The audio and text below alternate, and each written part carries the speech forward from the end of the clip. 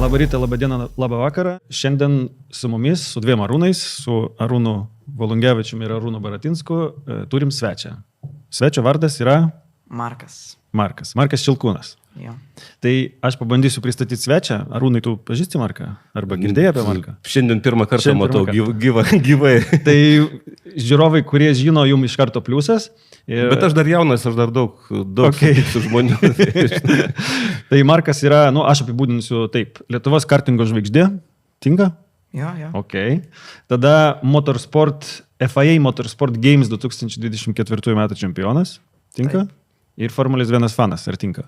Taip. Nes mes jeigu ne Formulės 1 fanas, tai nepriimam čia. Jo. Ok. Tai ką gali apie save papasakot trumpai? Pavyzdžiui, pradedant nuo kartingų, nuo ko pradėjai? Tai šiaip pradėjau nuo Baby. Ten O Baby čia... realiai yra, kai važiavam tik tais patys ir realiai čia net ne kategorija, čia tiesiog kaip pati pradžia, tik suprast, kas tas kartingas, kad 4 ratai maždaug, tik tokio tipo supratimas. Kiek tuo metu buvo? 6 kokie 5. Ok, tai beveik kaip Verstappenas, jo? O ką tokiem jaunimui, kurie galvoja pradėti, kada rekomenduotum pradėti tokį sportą, sakykime, įsisavinti? Tai jeigu lietuviam, tai nuo mikroklasės. O amžius koksai? Tai turbūt nuo kokių 7 iki 9. Okay. Ir tada nuo 9 į minį ir nuo į minį iki 12. Ir tada nuo 12 maždaug kažkur jo keidžiai. O tarptautinis lygis kada gali prasidėti? Tai realiai gali. Bet kada? Bet kada, jo. Bet pavyzdžiui, kai kurių klasių net nėra. Pavyzdžiui, mikroklasės nėra Europoje. Tai realiai ten yra minį under 10. Ir iki 10. Jo. Tai va, dėl tų klasių po to dar turėsiu... Ir tada yra mini GR3, tai kur jau vėliau vyresni važiuoja. Okay. Tai iki 12 max. Dėl tų klasių po to turėsiu klausimą, nes aš, žinai, kartingė mes neprofesionalai, tai aš netgi paguglinau išsiaiškinti, kaip tarptautinės automobilių federacijos čempionatuose kokie skirtumai. Daug yra. Jo, bet klasės tos, kaip Markas ir sako, jos visiškai skirtingos. Čia yra ten mini ir panašiai, o ten tokių net pavadinimų nėra. Ten yra, gerai, nueisim iki ten. Ar matai pasaulį be kartingo? Nes tu turbūt sportuoji daugiau negu mokaisi ir daugiau negu gyveni čia Lietuvoje, ne? Tai tikrai taip, bet aišku, norėtųsi važiuoti vis tiek, bet tikrai įmanoma, nes yra ir kitų sportų, ką sportuoti. Tai o turi kažkokį be kartingo, čia tavo darbas, galima pasakyti, ne? Toks jo, galim sakyti jo. O turi kažkokį hobį dar? Jo. Pokemonų korteles renki, ar ne? Nereiku. Šiaip turėjau labai daug kortelių, bet... Pradanginai. Dar turiu, bet šiaip reikėtų parduoti. Visai šiaip nemažai kainuoja, turiu. Aš turiu klientą, mano dukra renka. Labai gerai, po to pasišnekėsim po filmavimo. Ok, tai kartingas, bet... Pati pradžia, nuo ko, kaip čia suformuluoti, nuo ko užsikabinai? Vat, tau patiko, tau pasiūlė ten, nežinau, tėvas, draugai, kaip ar priverstinai tave į kartingą įsodino? Ne, priverstinai tai ne, dėl to, nes iš mūsų šeimos niekas nėra tokie kaip profesionalūs sportininkai auto. Tai realiai... Tėtis buvo gimtadienį kažkokiam ir pasiūlė tėčio draugas man pabandyti kartingus ir pabandėm kitą dieną, aišku. Super. Ir pamatė iš karto kažkokį tai tavyje, ką... Ne, tiesiog man labai patiko pradžioj ir toliau nusipirkom pirmąjį tą baby kartingą, tada važinėjom iš darželių, dažniausiai Smalininkose. Ne, žinau Smalininkose. Ir tada kažkaip važiavau, įstojom į Pelėnų komandą čia Lietuvoje. O kiek laiko truko, kol tai pradėjai, kol toks atsirado jausmas, kad aš galiu ir kad aš galiu būti konkurencingas realiai, kad aš galiu laimėti ir panašiai. Tai yra, kai gali pradėti savo kelti jau tokias užduotis, kalbėti apie pergalę. Ar ilgai tas truko? Ar toks buvo sunkus procesas, ar gana natūraliai ir greitai atėjo? Tai kaip kur tikrai labai labai dideli skirtumai, nes pavyzdžiui, jeigu būtumėm pradėję nuo Europos, tai daug sunkiau. Pavyzdžiui, yra Europoje, nes daug daugiau dalyvių, pirmas dalykas, o antras Konkurencija didelė, jo, ne? o antras dalykas, šiaip visi daug stipresni, nes Europai suvažiuoja beveik vieni iš stipriausių. Taip, bet kai stipri konkurencija, gal yra, kaip sakyti, tada galimybės, pagreitinti tą procesą mokymosi augimo, nes turi labai aplinkui daug visokių pavyzdžių ir gerų, ir blogų, visokių gali savo atsirinkinėti, bet aišku, tai, su kaštai susiję. Jo. Bet čia ne Marko klausimas. Taip, jam dar tai kol kas neturėtų rūpėti. O dabar apie Formulę 1 būtinai paklausiu, bet kol kas dar apie tas varžybas praeitų metų, apie tą čempionatą. Tos FIA Motorsport Games, tai yra kažkas panašaus kaip olimpinis. Jo, bet konceptas jų yra kaip olimpinių varžybų atitikmuo autosporte. O kaip tu ten irgi atsiradai? Čia Lietuvos automobilių sporto federacija atrinkinėjo? Taip, Lasvas atrinkinėjo tuos visus pilotus. Pagal rezultatus čia, ne? Grubiai. Okay. Tai aš važiavau senior, mane savažiavo junior mano sesė. Ir kiti važiavo kitose kategorijose. Bet tai sprendžiant iš rezultatų federacija labai sąžiningai darbą savo atliko, ar ne? Taip. Pirma vieta čia yra, gavai medalį, man atrodo. Taip? Jo. Ir po to dar dalyvavai FIA galą, kur jie rengia. Anksčiau Monake rengdavo, o dabar, Saudi Arabijoje. Taip ir, ne, kur buvo praeitų metų FIA galą? Neseku. Tu buvai, ne, apdovanojimuose, kur apdovanojimuose tikinėjo po to atskirai, ar ne? Bet čia tai biškis seniau turbūt buvo. Čia buvo, kai FIA Academy laimėjo. Ok. Tai Prancūzijoje. Okay. Nicoj. Ne, Nicoj. Jo, Nicoj. Nicoj buvo. Bet pojūtis lipti ant apdovanojimų pakelnos Valencijoje buvo tas žaidynės, ne praeitų metų. O kiek dar matai metų save kartingė? Paskutiniai. Paskutiniai viskas? Jo. O po to? Formulė 4. Taip. Tai kaip atsiprašau. Tai ambicijos yra labai teisingas. Nestovėti vietoje, o judėti į priekį. Teisingas. Tai dabar po truputį ir perinam prie Formulės 1, nes aš nežinojau, atvirai sakau, bet išgooglinau, kad tu esi Minardi Management, reiškia, programos, kaip dalyvis, narys, kaip čia pavadinti. Čia buvusi kažkas. Jau nebesu turbūt. Jau nebe? Okay. Bet su kažkuo kitko vis tiek turi turbūt... nežinau, sutartį ar kažką tokio, kas padeda keliauti, ne? Patys bandote, ne? Absoliučiai patys. O, čia. Šiaip, Minardis, ką padėjo, tai surado komandą, į kur važiuoti. Ir šiaip viską, kur skrendam, kur ką patys. Ir jo. Ok, sunku. Bet jeigu savimi tiki, jeigu yra kryptis ir tikslas, bus gerai. Ja, ok, tai dabar apie Formulę. O kada susidomėjai Formulė 1? Tai turbūt, kai pradėjau kartingus, ne nuo kokių 7, bet nuo kokių... Ankstyvioji vaikystė, žodžiu. Jo, nuo kokių 12, turbūt pirmą kartą, kai Maksas tapo čempionu. Mes žiūrėjom... tuo metu buvom Bahreine, tai tokie Rotok Grand Finals ir buvo ant didelio ekrano. Visi žiūrėjo ten kur tokiai, visi tokiam palapiniai tokiai didelioj. Visi kartingai ten buvo statyti visų. Ir visi žiūrėjom. Čia finalas buvo Abu Dabėje, ne? Jūs buvot Bahreine, okei. Ir ten visi buvo labai laimingi, ten džiaugiasi ir, dar anksčiau žinau apie Formulę, bet taip pagrindė pradėjau žiūrėti taip stipriau, tai nuo to. Ok, tai jau kokie 4 metai, ne? Tau dabar kiek, 16? Okay. Kažką palaikai, kažkokią konkretų lenktynininką, simpatijas jauti, ar? Tai Maksas šiaip, nes dabar kol kas jam kaip ir sunkiai sekasi. Nepasakyčiau, kad jam sunkiai sekasi.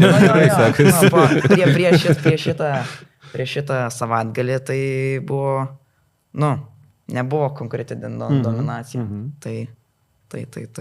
Ok, tai palaikai Verstappeną. Bandai sekti jo pėdomis galbūt, ne? Kažką iš vairavimo bandai perimti, ne? Važiavau kaip ir jis sargai komandai. Ok. Jisai yra, Palauk, kažkurį kartingo čempionatą yra laimėjęs, jis 1 ar 2 metus išėlės, o ne po to... Jis beveik viską, man atrodo, laimėjo. Jisai, jeigu aš neklystu, vienintelis iš sportininkų, kuris yra laimėjęs tais pačiais metais pasaulio kartingo čempionatą be pavarų ir su pavarom. Ir toj klasė. Tai vat apie tas klases trumpai, jeigu grįžtam. Ten, man atrodo, yra jos 2 be pavarų ir 3 su pavarom, ne? Dabar. Dabar tik 1 su pavarom. Ai, 1? Tai sumažino. Ir 3 be pavarų. 3 be, ne? Nu, 3 jo, pagrindė. O jos kaip skiriasi irgi pagal amžių dalyvių ar kažkaip kitaip? Pagal amžių. Nu, tik FIA tai tik 3. Bendro. Yra OKJ ir KZ2. KZ2 tai yra su pavarom. OK yra su vožtuvu.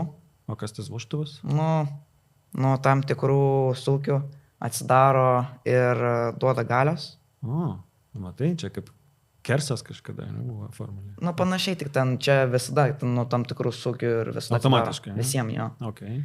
Ir o junioras tai tiesiog. Pagal amžių.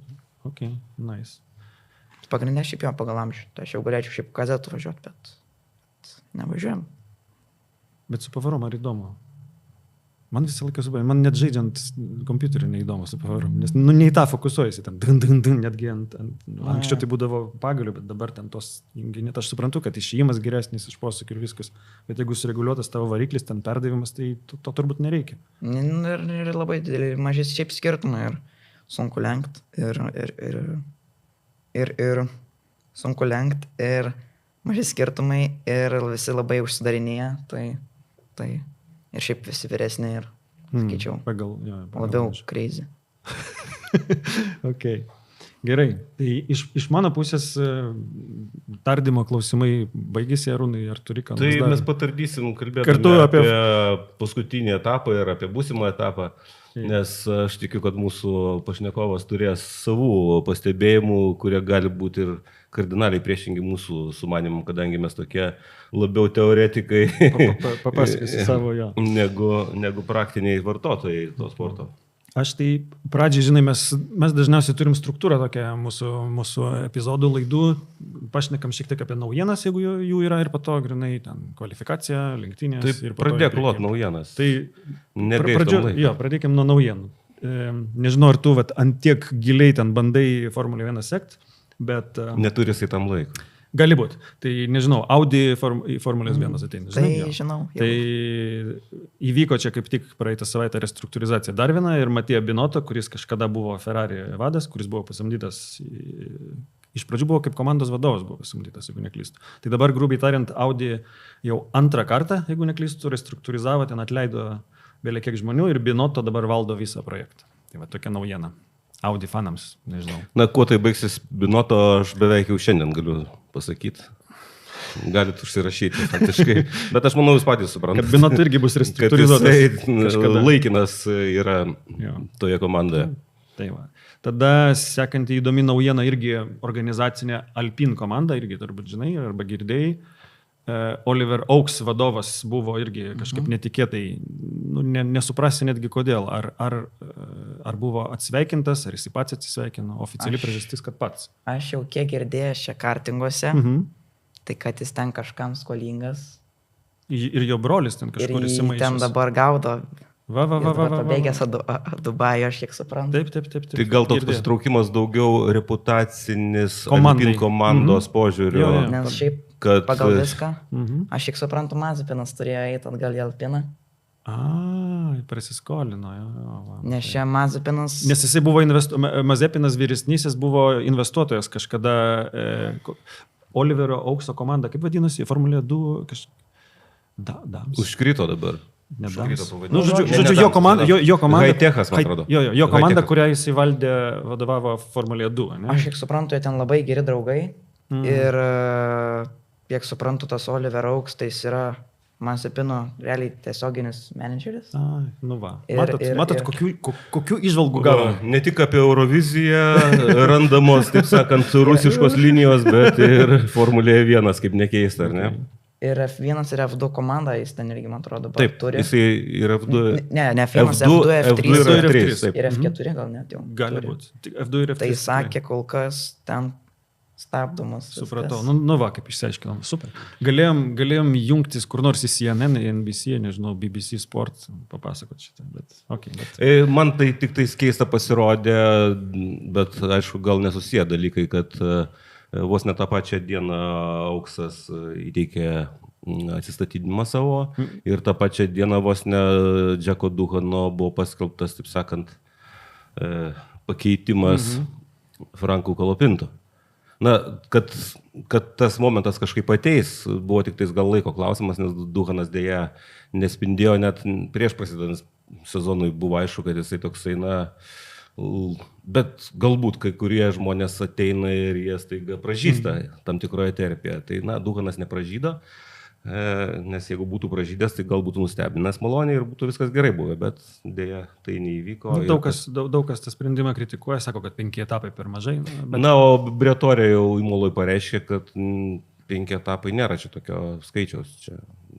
Jūs čia patys sugalvojate. Briatorė beje kol kas ir valdys viską, arba bent jau laikinai, kol jį nesuras kažką. Tai vėlgi sąmokslo teorija, kad čia Briatorė užsūdė Auksą ir taip sakant, išgyvendino iš komandos, ko gero irgi neturi pagrindo, nes Briatorė 2 ar 5 darbų pats dirbti nenori, nes jau ne tas amžius, ko gero. Ir su Alpine susijęs, kaip tik dar viena su Alpine susijusi naujiena arba gandas, kad Sergio Peresas, kur kalbama, kad jisai su Cadillacu jau pasirašęs, bet jeigu nepavyktų, jisai kalbasi su Alpine irgi kitiem metam. Mes visi suprantam, kad Peresas šiais laikais daugiau toks komercinis projektas negu sportinis. Jisai nėra prastas lenktynininkas. Ne, taip, jo. Bet kaip jį sumalė Maksas, faktiškai buvimas su Maksu sumalė. Buvimas su Maksu. Buvimas su Maksu mes matome ir jau Tsunodos jau ne vienas etapas, jau ne 2, ne 3. Matome, į kokią mėsmalę pakliūna Tsunoda, kad pats prisipažino, kad mes čia grįšim matyti komentuodami lenktynių savaitgalį Imoloje, kaip Tsunoda vėl atrodė laisvose treniruotėse 10-oji ir pagalvojo, kad tai jau yra gerai, bet sakau, palaukiam tada, kada... kai jau rezultato reikia, ar ne, kas tada darysis. Ir akurat, kai reikia rezultato, tada prasideda spraksėjimai. O kaip tu pats kovoji, su tokiu jauduliu, spaudimu, vis tiek yra tokie dalykai, kaip toksai, kai savo kažkokias užduotis keliesi ir nori geriau padaryti ir ne visai gaunasi. Kaip tu kovoji su to psichologiniu spaudimu? Ar tau tie dalykai neegzistuoja? Neegzistuoja, aišku, bet nesakyčiau, kad labai daug. Nesakyčiau, kad labai daug nervuojasi, kad labai daug... Atsparus esi? Ne tai, kad atsparus, kažkuriuo momentu visi nėra atsparus, bet tiesiog, kad nesakyčiau, kad esu atsparus, bet nesakyčiau, kad ir esu labai nervingas, tiesiog manau... Bet tave iš kantrybės išvesti, ko gero sudėtinga būtų, ar ne? Jo. Nes, tokius neapgalvotus dalykus žmonės lenktynėse kada pradeda daryti? Kai emocijos pradeda putoti viduje ir imti viršų prieš protą, kuris, sako, racionaliai reikia elgtis taip, anaip ir taip. Tai būtent save dažnai žmonėm ypač karštesnio būdo sudėtinga būna išlaikyti ir žinodami tą varžovą, jie to naudojasi, išprovokuoja tiesiog. Aš stebėjęs tas lenktynes, ten aš kelis tos hitus pažiūrėjau, ten kvalifikacija dar buvo. Kvalifikacija tai ne kažką pasisakyti. Bet pats ką Arūnas paminėjo, tai aš tave kažkodėl suvedžiau su Oskaru Piastri, ne ten lenktynių ar talentų prasme, o to ramumų tokių, o jeigu atsukt dar kokius 20 mečius atgal, tai Mika Hakkinen, atsimeni, toksai buvo, čempionas. Tai aš žinau, labai gerai žinau, nes jos dukra važiuoja kartingais, tai jis čia buvo. Tai tu labai panašus, tą savo esybę buvimu tokių ramių. Ir tai nėra toks dažnas bruožas. Nėra dažnas bruožas. Ir lenktynininkui ir labai teigiamas. Labai sveikas dalykas. Mes su Arūnu praeitam ar užpraeitam epizodė kaip tik šnekėjom, kad kažkodėl ir ralio, ir Formulės 1 istorija daugiausia lenktynininkų, kurie pasiekdavo didžiausius rezultatus, yra iš šiauresnių šalių arba ramesni tokie savo esybė. Nesakyčiau, kad Maksas yra labai ramus. Maksas ne. Bet, mes nesakėm, kad visi. Bet, Na, jo, bet jo. daug. Neprivalo tokie. Neprivalo tokie būti. Ne, jo. neprivalo. Taip. Ok, ir kas dar iš naujienų? Iš naujienų dar, kad Saincas vyresnysis, Karlos Saincas, tai yra Karloso Sainco tėvas, kuris dabar sūnus važiuoja Williamse, jisai kandidatuos į Tarptautinės automobilių federacijos prezidentus. Man tai buvo gera naujiena. Labai faina ir labai daug jį palaiko, nes dabartinis Bin Sulajemas panašiai elgesi taip, kaip Trumpas Amerikoje. Turbūt bando viską į savo rankas, reglamentą autokratiją bando visiškai, išplėsti. Tai vat, kol nevėlu daryti ir panašiai. Jeigu pavyks tai rinkimai. Aš manau, vien dėl to yra žmonių, aišku, kurie palaikys Sainzą dėl to, kad jisai tiesiog Sainzas yra, bet ko gero bus nemaža dalis ir palaikytų vien dėl to, kad Bin Sulajemas darosi tikrai toksai pavojingai nemalonus žmogus federacijoje. Ok, ir dar turbūt paskutinė naujiena, kuri yra tokia pusiau gandas. Čia gal Arūnas daugiau žino apie tą McLaren stabdžių aušinimo face changing material, taip vadinamas. Aš prisidėčiau prie vieno iš Sky ekspertų nuomonės, kad čia daugiau kuriama istorija internete. Nes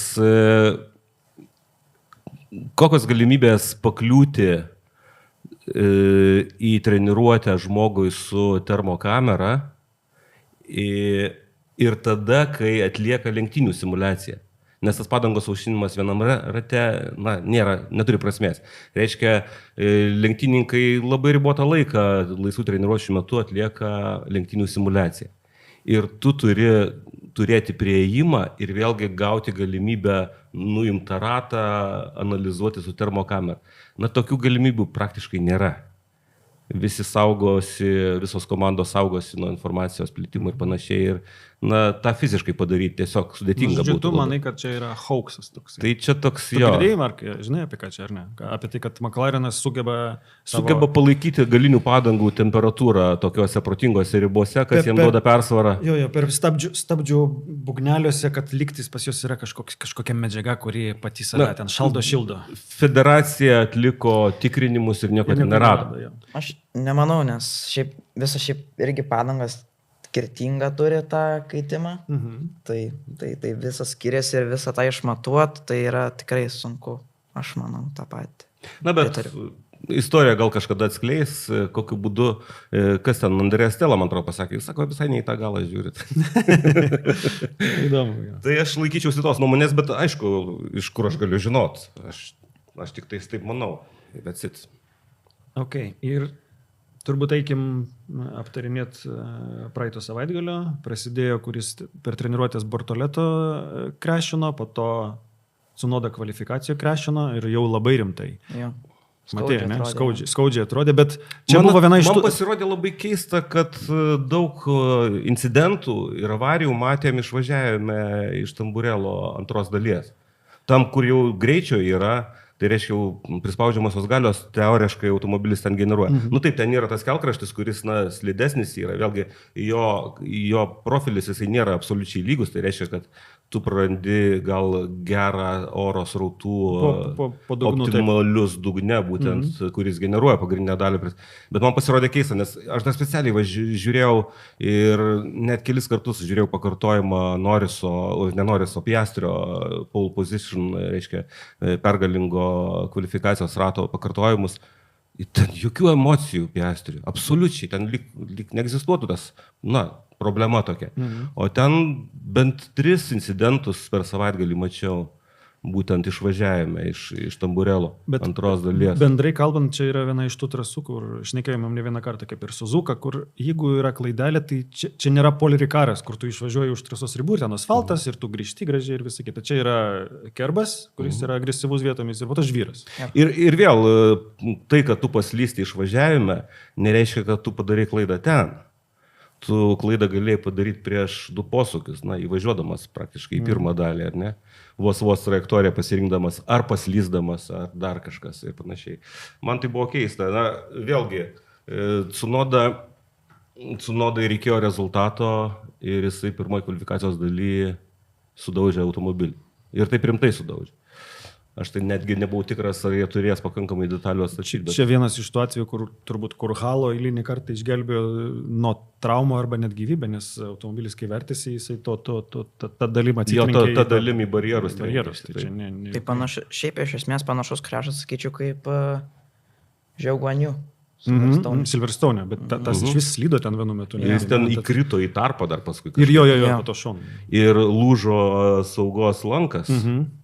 Dar po to federacija reikalavimus saugos laukams tada padidino. Viršutinis. Tai va, tai dėja, bet šitas savaitgalis Sunodai, bent jau kvalifikacija. Lenktynėse, tiesą sakant, jisai šiek tiek geriau atrodė.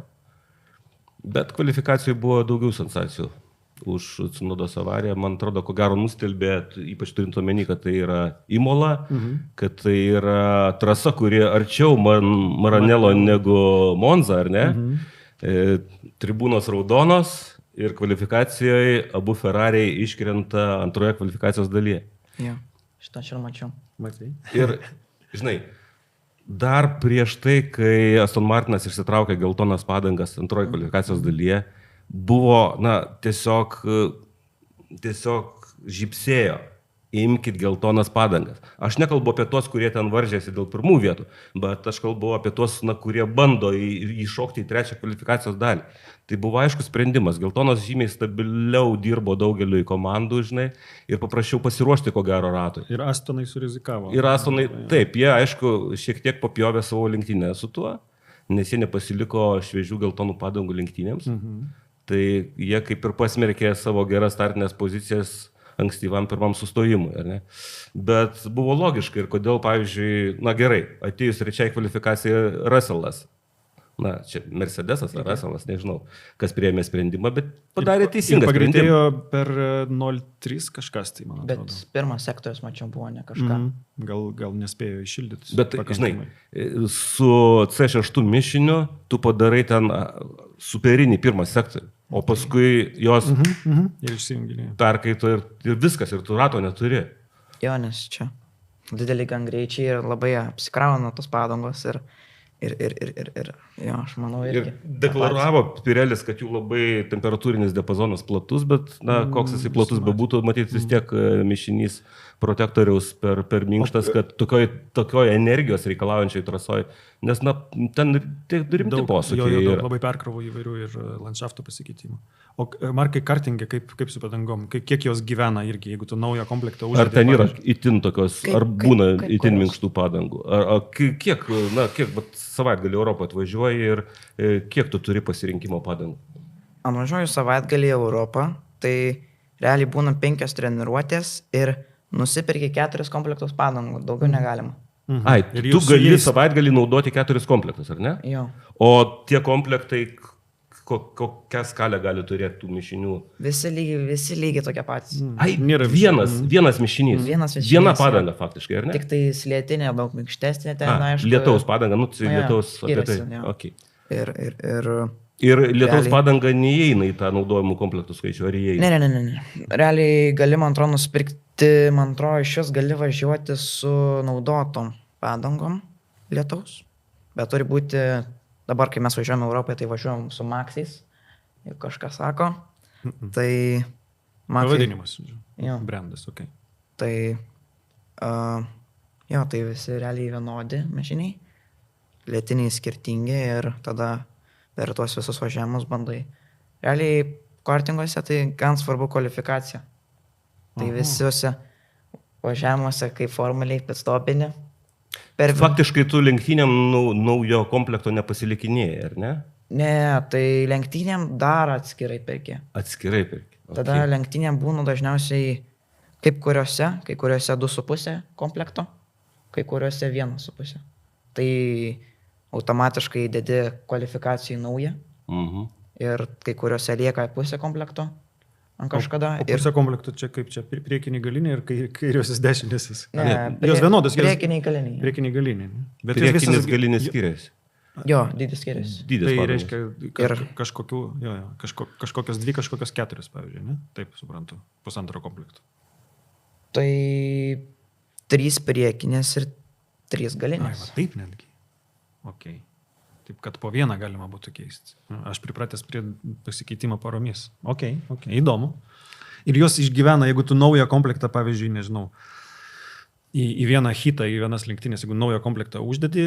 Tai palauk, paprasčiau. Pradam nuo, jeigu kvalifikaciniam ratui naudoji naują komplektą, tai jeigu tu norėtum tuo pačiu komplektu dar vieną kvalifikacinį ratą važiuoti, tai kiek krenta pajėgumas padangų?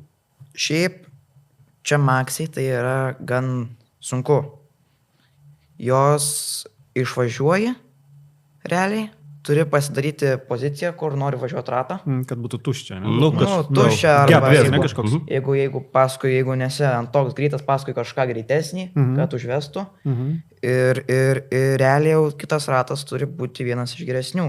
Nes yra tas išvažiavimo ratas, tada realiai padangų šilimo ir tada realiai greičio laiko. Nes jeigu nepadarai tam, aišku, galima pagerinti, jeigu tu tam geriausiam rate padarai ten kažkur klaidą ir galėtum ketvirtam dar pagerinti, bet dažniausiai būna trečiam rate ir išvažiuoti 4 minutėm. Tai labai panašiai kaip ir Formulė 1, grubiai. Realiai kaip Formulė 1 lieka tos kelios minutės, tai visi taip išvažiuoja. Būna 6 minutės kvalifikacija, tai 4:20 išvažiuoja.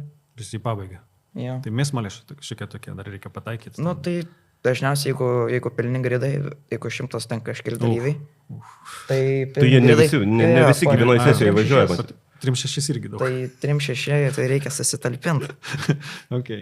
O lenktynėm tas komplektas? Pusė komplekto, tą komplektą ir kame yra didelis skirtumas dabar. Realiai, jeigu tu pradžioj gali lėkti su visais, tos padangos nelabai miršta, jeigu tu taip pagrindę važiuoji ir tada, bet jeigu tu nusikrešini vieną važiavimą, pradžioj, pavyzdžiui, tai tu kitam turi tiek pranašumo. Kad turi naujas padangas, ne, kitam. Daug naujesnės. Pavyzdžiui, dabar, kur mes buvom, Italijoje irgi, prie Romos, aišku. Tai aš nukrešinau 2 važiavimus ir kitam realiai mes pradžioj neturėjom savaitgalio labai daug greičio, bet tada, kai tu nukrešinau tos 2, tą 3 važiavimą nenukrešinau ir važiavau žiauriai greitai. Ta prasme, iš 14 vietos pabaigiau 5. Super. Tai žodžiu, padangos irgi. Gerai, o kokie maždaug skirtumai, tu čia minėjai 100 dalyvių, bet grubiai ten, tarkim, 20-tuko, nuo 1 iki 20 vietos kvalifikacijos, koks skirtumas yra? Laiko prasme. Irgi kaip greit traso šiaip. Taip, aš suprantu, kad ne vienodai, be abejo. Visi važiuoja skirtingai. Maždaug. Važiuoja dažniausiai 3 arba 2 grupės. 3 važiuoja dažniausiai. Tai yra tie visi 3, tada pirmas laikas, iš kurių tų grupių greičiausias ir tada tie realiai visi, per visas grupės, dažniausiai skiriasi nuo 1 iki 10 apie kokios 2 diskės, 3. Tai realiai apie... O rato laikas grubiai? Kiek? Kaip kurai trasoja. Paskutinį kiek buvo? Virš minutės? Mažiau? Mažiau. Dabar buvo 50. 0,2-0,30 minutėje. Tai dabar pirmas buvo biškai greitesnis, bet iki 14 diskės. Čia dar konkurencingiau negu Formulė 1. Tai, kaip sakyt, toks pats kartas, tokios pat padangos, viskas tas pat. Ir čia tik tais 20 buvo dalyvių iš tose varžybose. 28 ar keli ten. Tai tie 14, tai čia yra stipru, aš manau, kad į 2-3 diskės visi sutilptų. Čia labai mažai. Tai realiai nuo 1 iki paskutinio kvalifikacijoje gali būti iki pusės sekundės. Dabar Formulėje šiais metais beveik kiekviena kvalifikacija į sekundę telpa kvalifikacijoje. Arba 20, arba 19. Ten kažkeliolika. Bet čia per 1,5 minutės, tarkim. 16-17 žiūrėjau. 17 pirmoji kvalifikacijos daly, man atrodo, 17 sekundės. Nice. Čia rimta. Bet Formulė 1, matyt, šiuo metu yra labai konkurencingame lygyje prieš pasikeičiant reglamentui. Labai supanašėjimą pasiekusi tą kondensaciją. visų bolidų komandų. Ir vėlgi, lenktynininkų profesionalumas šiais laikais, na, Kitas lygis. sunkiai. Apie profesionalumą ir apie tą Kolapinto pakeitimą. Duhano dar buvo fainas momentas, kur Kolapinto, kai krešino, ko nieks nesitikėjo, turbūt Duhano parodė, kur šipsojasi. Parodė Duhano šipseną. Ok, tai dabar lenktynės. Markas prieš eterį klausė mūsų, ar kaip lenktynės, nes aš atvirai ir pasakiau, kad lenktynės man priminė early 2000s, ten kokie nors 2004 metų ir panašiai, ar antrų, kai Imoloje būdavo galima užmygti žiūrint lenktynės. Na, man Imolo savaitgalis tai panašiai kaip Monake. Taip. Tai yra iki kvalifikacija, o lenktynės tai jau ten. Jau, jeigu nebūtų... Bet buvo išimtis, atsimenu, kai lyjo lietus, čia ne taip senai buvo. Taip, tai ten buvo reikalų, ten buvo ką veikti. Bet vėlgi, lenktynės netokios prastos buvo, kaip galima buvo tikėtis iš Imolos trasos. Vien Maxo Verstappeno startas. Na gerai, reikia dar pasakyti, gal ne visi žiūrėjo kvalifikaciją, kad aš buvau jau beveik tikras, kai kvalifikacija taip pradėjo tokia svyruojanti būt, kai ten visi skundžiasi ir negali pasiruošti su tom padangom. Tai man iš karto toks įtarimas, kad Maxui proga 4. pole pozicijai šiais metais. Ir vėlgi trasoj, kur neaplenksi, grubiai šnekant ar ne, tai čia Maxo savaitgalis. Bet Piastris rado savyje jėgų suklijuoti kažkokį tai ratą. Gal jisai nebuvo optimalus, bet jisai 10-ąją aplenkė Maxą ir atrodė išsprendė klausimą. Bet Maxas taip negalvojo, nes jisai pasiruošė scenarijų lenktynėms, o Piastris panašu, kad, na, nežinau, ką jisai galvojo. Nesitikėjo kažkaip. Startą matėjo. Aš sakyčiau, kad mano nuomonė, Piastris paanalizavo, kad na, šiais metais Maxas labai atsargiai elgėsi pirmam rate. Gal dėl to, kad jisai ne pirmas startuoja dažnai, gal nori vežti taškus, nes mato, kad važiuodamas jisai gali atvežti daug, o nevažiuodamas. Ir jis dėl to gana atsargiai elgėsi pirmuose posūkiuose pirmo rato. Tai aš įtariu, kad Piastris tą savo kaip aksiomą įsirašė. Ir kaip tu teisingai sakei prieš mūsų čia šitą pokalbį eterį, jisai žiūrėjo faktiškai į Russellą paskui, bandant jį stumti iš galo. Ir kažkaip praleido tą opciją. Paskui po lenktynių interviu jisai pats pasakė, aš gal per anksti stabdžiau. Nu taip. O tai dar tik paragino Maxą vienintelį galimą variantą atakos daryti, tamburėlo posūkį, fantastika. Bet iš 3 vietos. Jo, aš asmeniškai kartinguose tai dažniausiai niekas, bando lenkti, tai dažniausiai ir kyla tose pirmuose ratuose, bet sakyčiau, gal labiau visi atsargiau, bet visi vis tiek krešina labai nemažai, bet sakyčiau, gal visi sako, žinot, kad laimi ne pirmam rate. Tai... Krešiai dažniausiai būna, bet kokiose lenktynėse turbūt daugiau ten galiorka kažkur, nes kažkur 3 nepasidalina posūkį ir panašiai. O pirmi visą laiką žino, kad čia ne finišas, čia tik startas. Jo, tai buvo tikrai gan toks, kaip čia, brave move. Labai brave. Tikrai, mano pirma mintis turi kiaušinius. Tai vienas iš geriausių turbūt startų, čia aš nežinau. Palyginti galima būtų su ten legendiniu Montoya, kai Schumacherį lenkia Interlaguose, bet čia jau ten įpusėjus lenktynėm ir panašiai, o čia nuo pat starto. Bet vėl, žiūrėk, labai drąsus ir tiksliai atliktas manevras ir sėkmingai atliktas, bet visos kitos lenktynės jos ko gero byloja apie tai, kad Maxas turėjo greitį. Ir kai Norrisas... Dar man nesuprantamas dalykas, kodėl Piastri taip anksti reagavo į paskui važiuojančių sustojimą? Aš nelabai supratau. Aš tikiu, kad Norrisas važiavo, jisai apsilenkė ten Russellą po kažkiek laiko. Ir turėjo jisai ten kiek 9 sekundžių už deficitą, kažkas tokio, man atrodo. 9. Ir jis niekiek neartėjo. Tai mano galva, kad Red Bullis turėjo greitį lenktynės. Gal Red Bullis, gal Maxas? Maxas. Maxas važiuoja automobilyje, ne? Ir jeigu jį pasodins į Zauberį, Tai tas Zauberis nevirs Red Bull bolidu. Zauberį tai ne, bet aš kažkodėl įsivaizduoju, kad McLaren'e jis galėtų važiuoti dar greičiau. Čia. Nebūtinai jam tiks McLaren'o charakteristika. Nebūtinai. Markai kažką norėjo pasakyti. Čia. Taigi Nürburgo rekordą. Jisai, koks ten automobilis? GT3 Ferraris. Jo, bet uždaro už kažkieno vardą. Jo, kitų vardų. Na, bet čia, kaip sakyt, mažas šansas buvo, kad kažkas tai patikės. Ne, tai jį pamatė, tiesiog pamatė, nes jisai su savo šalmu buvo, nepaisant to, kad padokė vaikščiai. Tai aš nemanau, kad Maksas tikėjosi, kad nepastebės, kad ten jis. Bet kalbant apie tai, ką Markas prisiminė, realiai jis yra, Verstappenas turiuomenį, jis yra šiek tiek psichas tą teigiamą linkme. Jisai kvalifikacijoje kvalifikavosi antras, jau? Imaloje. Antras. Po 2 valandų jisai jau važiavo simuliatorėje kažkokiose lenktynėse. Labai, sakyčiau, jis yra labai atsidavęs šitam sportui ir tikrai kiti, sakyčiau, tiek nevažiuoja, kiek jis ir čia ir kaip praeitais metais jam ten kokias ar baudą išrašė, kad negali sėdėti iki 12 simuliatoriuje.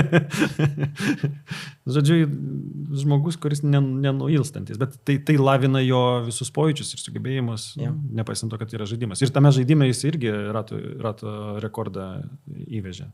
Tai jo, jis važiuoja normaliai simuliatoriuje. O tu pats žaidži simuliatorių? Jo. Turi namuose? Šiandien važiuosiu. O ką važiuoji? Kaip kada? Kaip nuo nuotaikos pirmas dalykas, ką noriu. Pavyzdžiui, yra ir kartingų žaidimai, yra ir, ne formulė, bet, yra formulė. Vienas žaidimas yra iRacingas, kur Maksas važiuoja.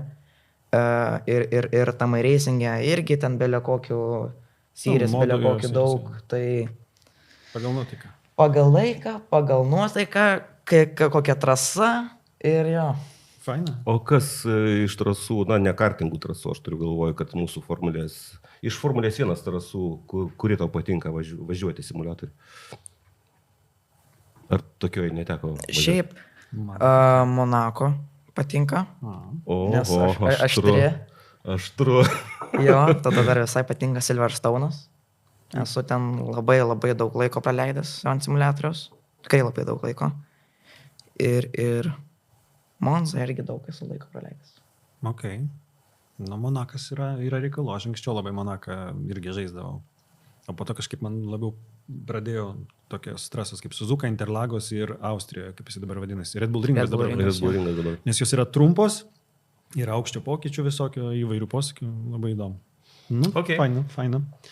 Vėlgi, kas, gerai, pozityvai lenktynių Imolos trasai, kurios galėjo būti visai nuobodžios, bet gavosi ne visai nuobodžios. Pozityvai, tai jau paminėjom Makso startas, tiksliau, ne startas, o pirmas posūkis, ar ne? Makso kitas pozityvas Leclerco prieš Gasly, man atrodo, prieš Gasly. Į Piraltelą, man atrodo. Lenkimas. Jisai ir Gaslys bandė net leisti ir pasivažinėjo žvyrais biškį. Prarado gal 5 vietas, o ten klaida Gaslio buvo priešintis toje vietoje, nes jis jau pralošė vietą ir tada dar sugalvojo priešintis. Ir vėlgi, Ferrarių forma lenktynėse, jinai buvo, sakyčiau, iš pozityvų. Bet neatrodė, ar tau nepasirodė, kad tas virtual safety car ir po to safety car realiai tie 2 etapai ir padėjo lenktynės atgaivint, įskaitant ir Ferrari, kur Hamiltonui 2 kartus pasisekė turbūt labiau negu ten kitiems. Bet jis jau ten, jis sakė, kad per radiją, kad bus labai sunku, Leclercas gal sakė. Leclercas sakė. Kad labai bus sunku restartuoti. Nes čia su naudotom padangom. Jo, pasitai jo. Ir sako, čia nėra kaip, kad aš jau čia pasiduodu, bet sakė, kad bus sunku. Jis turėjo pakabinti ekskliuzą kažkokiai, būsimai kažkokiai nesėkmė, ar ne? Čia vienas momentas, kurį aš tuo metu lenktynėse ir turbūt užfiksavau, kad aną kartą mes šnekėjom, kad Ferrari labai ilgai priima sprendimus, ne? Gal hierarchija kažkokia yra dar. O čia aš pamačiau iš Leclerco pusės ir ne pirmą kartą, jisai tos priekaištus komandai arba inžinieriui išreiškia, bet neprisima atsakomybės. galbūt irgi neturi teisės, bet aš manau, kad jis, jeigu pasakytų, žiūrėkit, nesvarbu, ką jūs galvojat, aš prisiimu atsakomybę, jeigu jis pasakytų, aš važiuoju, ten, nežinau, 9, nesvarbu, uždėkit man softus. Ir aš važiuosiu. Ir kaip bus, tai bus. Nes, praras nėra ko. Tiesą sakant, žinai, jeigu sumetus į vienodą scenarių visiškai, tai kažkodėl aš tikiu, kad Ferrari buvo, bent Mercedeso lygiai. Bent Mercedeso lygiai. Nežinau, kurie iš jų greitesni, neduočiau dabar lasdos už tai, bet tai, sakyčiau, konkurencingi tikrai buvo labai. Ir turint omeny, kad ten Antonelis anksti gavo variklio gedimą, ko gero. Tai vėlgi, jie taškų, ko gero, uždirbo ir dabar daugiau už Mersą. Nes, taip. Russellas dėja buvo vienas iš tų, kurie labai anksti stojo. Russellas, jo. Anksti Russellui nepasisekė ir Leclerc'ui nepasisekė. Safety caras ypač, net tiek virtual safety caras. Bet, ir vėlgi, Maksas tikrai laimėjo ne dėl to, kad jisai gavo pigų sustojimą virtualaus saugos automobilio stadijos metu. Nors jam pasisekė irgi. Jam pasisekė, taip, jam pasisekė. Nes tikrai turėjo jo greičio. Ja. Taip, turėjo greičio, absoliučiai. Ką nors dar atsimenu iš lenktynių, nes lenktinė, kaip ir sakiau, man atrodė, kad jos realiai atgyjo po virtual safety car, šiek tiek atgyjo, o po safety caro, kadangi visi... Kaip visada, ir kartingos irgi visada atgyja po slow. Aš taip žiūriu, Albanas važiuoja trečias kažkurio metu, ten galvoju, bet klausyk, kas gali pasikeisti, gal jį pagaus dar tas ir tas, okei, bet taip arti buvo 4 vietos Albanas. Buvo. Bet... Šiaip tie Williamsui gan stipriai pasirodė dabar. Taip. Sainzas 10-uke, bet Sainzas buvo iš tų, kurie anksti stojo, man atrodo, ar ne pats pirmas Sainzas stojo. Sainzas kažkaip... Bet Albanas, fantastiškai. Absoliučiai. Dabar Albanas ar ne tik 5 bendroje? Albanas, tuoj pažiūrėsim, 8, bet 40 taškų, jo atsilikimas, jis yra tas pirmas iš tų, kurie turi daugiau taškų negu ten 10, 11, 14 ir panašiai. O Sainzas tuo tarpu turi 11 taškų, tai 11 ir 40. Skirtumas, miškis skiriasi. Okay. Tai nėra, kad ten labai daug šnekėta apie tą įmolos. Dar, žinai, reikia prisiminti istorinius faktus. Giuseppe Farina tą patį savaitgalį prieš 75 metus laimėjo pirmą Formulės EVA Grand Prix. Tai buvo, žinoma, kitoje trasoje, tai buvo Silverstone'as, bet tai buvo prieš 75 metus, kai prasidėjo Formulė 1. Jau daugoka. Bet kalbant turbūt apie amžių Formulės 1 ir kitos lenktynės jau šį savaitgalį vyks Monake, Marko mėgstamam pažaisti, jau 71 kartą vyks. Monakas, man atrodo, antra seniausia po Silverstone'o trasa Formulė 1. Apie Monaką kalbant, paskutiniai 1, 2, 3, 4, 5, 6, 7, paskutiniai 7 metai, gal 8 net. Tik tai Verstappenas yra nugalėjęs 2 kartus, o visi po 1 ir labai skirtingi laimėtojai praeitais metais. Leclerc'as pagaliau namų tą prakeiksmą atitolino, nes jisai... Bet aš dabar galvoju, jau žiūrint iš praėjus tiek laiko, jau šiek tiek smėlių užpuščius, ar tai nebuvo Leclerc'o gulbės giesmė? Maždaug jisai laimėjo Monaką ir lyg ir visos jau užduotys...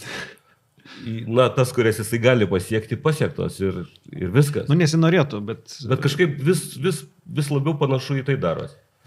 Nors aš buvau toksai, ne fanas Leclerc'o, bet aš siejau su juo tokias... Daug vilčių, ypač kai jisai Vettelį pakankamai greitai. Vėlgi, žiūrėk, jau Leclerc'o viltys mano anksčiau pradėjo gęsti, aš labai daug gana senai siejau vilčių su Norrisu. Irgi. Bet Norrisas gęsta. Gęsta. Irgi prieš laidą to pasakiau, mano draugas vakar pareiškimą tokį fainą suformulavo, kad kodėl Verstappenas vis laimi prieš McLaren duetą, tai sako, Piastriui trūksta agresyvumo, čia kartais turbūt, o Norrisui trūksta visko. Ne, jam tikrai ne visko. Bent jau jisai fainas bičias yra. Tai, ir to jisai nepraras, aš tikiu. Va. Ok, gerai, tai sekančios lenktynės Monake, istorinė trasa, 71 kartą veiks lenktynės. Ir tai žinoma, Monakas man visą laiką yra metų kvalifikacija. Metų kvalifikacija. Absoliučiai, be jokių dviejonių. Tai praeitais metais ten žibėjo Ferrari. Ferrari ir McLaren žibėjo praeitais metais kvalifikaciją. Bet nebūtinai šiais metais. Bet šiais metais manau, kad McLarenas turėtų, jeigu nebus jokių klaidų, manau, kad bus pirmas, antras, nežinau kuris. O vat Verstappenui nežinau, kaip šiemet, nes kažkaip ir praeitais metais automobilis... Mašinos požiūrio, tai McLarenas number one, tikrai. Jo. Nes McLarenas turi persvarą ir visur demonstruoja, ir tai yra faktiškai skaičiais patvirtinta, kad McLarenas turi persvarą lėtuose posūkiuose. Oh. O kas iš talento? Na, čia gal ne apie talentą, nes, na, greiti, ko gero, visi tie profesionalūs bičiai gali būti greiti, ar ne? Bet žmogus sugebantis, na, išlaikyti rankose save ir tą rizikos laipsnį pakelti į arti 100%, tai būtent Maksas yra. Tai iš tokios asmeninės pusės, aš sakyčiau, kad Makso šansai yra geri kvalifikacijoje, o iš automobilio pusės tai vienareikšmiškai McLaren. Okay. Bet, žinai, jau ne pirmą kartą, kad McLareno bičiai nepademonstruoja visų galimybių. Ir aš dėl to netgi nesu tikras, gal Piastris ir ištraukė tą beveik maksimumą Imoloj kvalifikacijų. Galbūt. Gal tik dėl to jisai aplenkė Maksą, kad jisai tikrai ištraukė jau viską iš McLareno. Galbūt. Tai ką? Viską aptarėm. Apibendrinant galima pasakyti, kad smagu, kad yra jaunimo Lietuvoje, kurie važiuoja, kurie domisi, kurie randa būdų, kaip tais laipteliais lipti, kurie kuria planus, juos įgyvendina. Galim palinkėti tau, žinoma, Markai, kad tau pavyktų realizuoti savo tikslus. Panašu, kad tu turi šaltą galvą, tai irgi yra privalumas didelis. Jeigu tau pavyks ją išlaikyti šaltą, linkime tau sėkmės. Sėkmės šiame sezone ir kitame perinant į kitą kategoriją. Tikiu, kad mūsų žiūrovam taip pat patiko susipažinti šiek tiek arčiau. Žinoma, dėkoju mūsų visiems žiūrovam.